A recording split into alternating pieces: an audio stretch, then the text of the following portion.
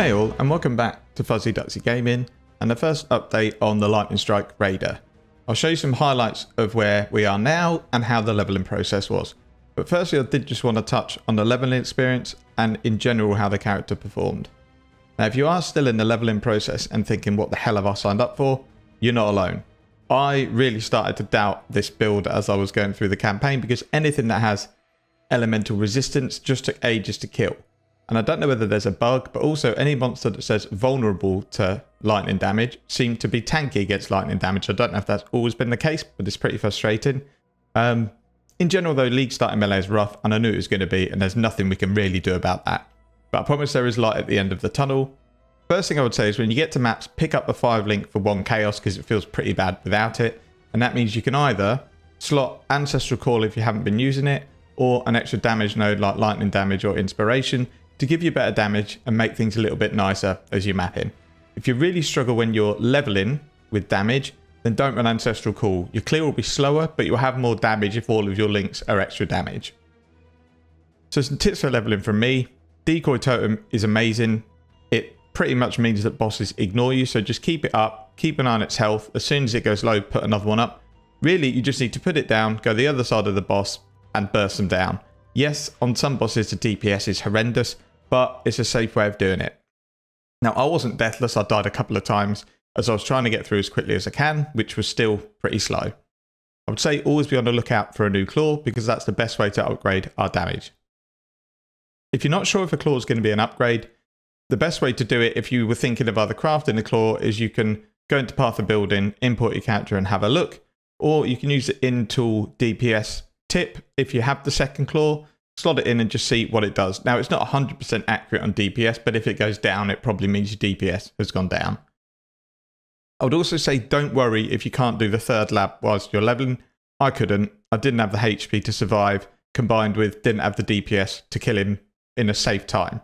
So I waited until I had a 5 link and I was mapping comfortably before tackling it. And I think that was the best way to do it. I tried it once during the campaign and I died, and I knew I probably could do it, but I couldn't guarantee it and I didn't want to waste time going through the lab. But trust me, once you struggle through it and pick up elemental immunity nodes, that's when things start to feel good and it just gets better and better as you go along. When you get to maps, don't neglect the Fortify setup as it will make you much more tanky. I did say I was going to try and put Fortify into my movement speed, but I actually prefer it on Vigilant Strike. But it's give or take, it depends really. We just get a lot more uptime with Vigilant Strike. I think my gems are about level 17 now and I get about 16 seconds on Fortify. It's just nicer than having to do it more regularly with Whirling Blades. If you struggle for links early and you can't fit everything in, Fortify is more important than casting damage taken. Another piece of advice is don't rush. The game is 100% harder now and you can see it all over with different streamers and content creators struggling. You know, there's a few people who are looking to blitz maps on day one, get to red maps, farm shape, and they just can't do it because they didn't realise the impact the nerfs were going to have on their build. So I stayed farming white maps until level 85, 86, still level up really quickly. And in the process, I made enough currency to get, I'd say, a couple of X in gear. I've now got my 6th link and I also managed to get my additional strike gloves. I bought a Hunter influenced pair of gloves for 14 chaos. I had about 120 alterations from picking up lots of cards from the delve nodes and just generally selling all the rares that I was IDing. And I ended up being able to get the +1 extra strike with a bit of accuracy and some life. And that will do me until, well, I won't ever need to upgrade them. It's only when I'm going to be min-maxing that I need to change those gloves. I would also say do your contracts as you get them when you're leveling up. You don't even have to finish them because you'll be picking up road markers as you go along. These have netted me about 3 to 4 chaos a contract just by looting all the small chests and the big chests and then leaving. Only complete it if you need to level up the rogue. Also, as mentioned in the video that I released previously, exotic goods is amazing for leveling. It drops 5 links, 6 links, loads of currency. So I would make this your 1 watchstone zone when you're progressing your atlas. So this is the first region that you look to after you've farmed your corners for the 4 watchstones. So what I'll do now is just run through priority and gearing when you get to maps. Claws obviously the first thing because it should be fairly cheap to get a good boost to your DPS, or self-craft using some Wrath essences. Next, I'd look to get decent life on everything because we don't get that much from the tree. And then, if you can, some percentage early damage with attacks on either your belt or rings, but this is optional. Then, once we've got enough life and we've got a decent claw, that's when we want to look towards saving up for our 6th link. And it does make a big difference. Getting the full crit setup going with a 6 link does boost your damage, feels a lot smoother, and in general is just a much nicer playstyle.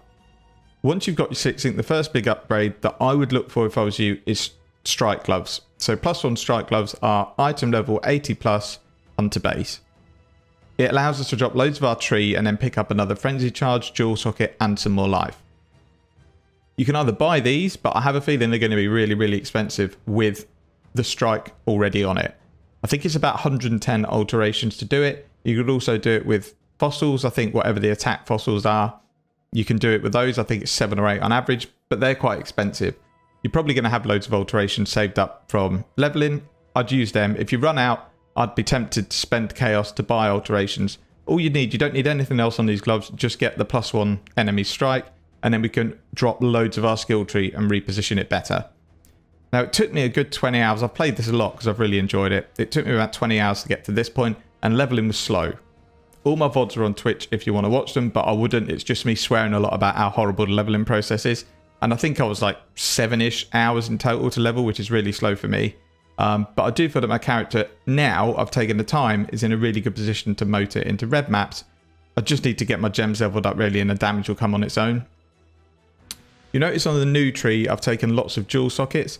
For these, just look for percentage life and crit multi with either lightning skills or one-handed melee weapons. Anything else on it is a bonus. I was picking these up for between 5 to 15 chaos, but they seem to be getting a bit more expensive. So that's kind of it for this video. Feel free to ask any questions in the comments. I'll bring another update out in a couple of days, but I'll just say stay strong. The game is harder, but definitely still enjoyable. So I hope the game's not crushing your soul too much. Thanks for watching, and see you in the next video.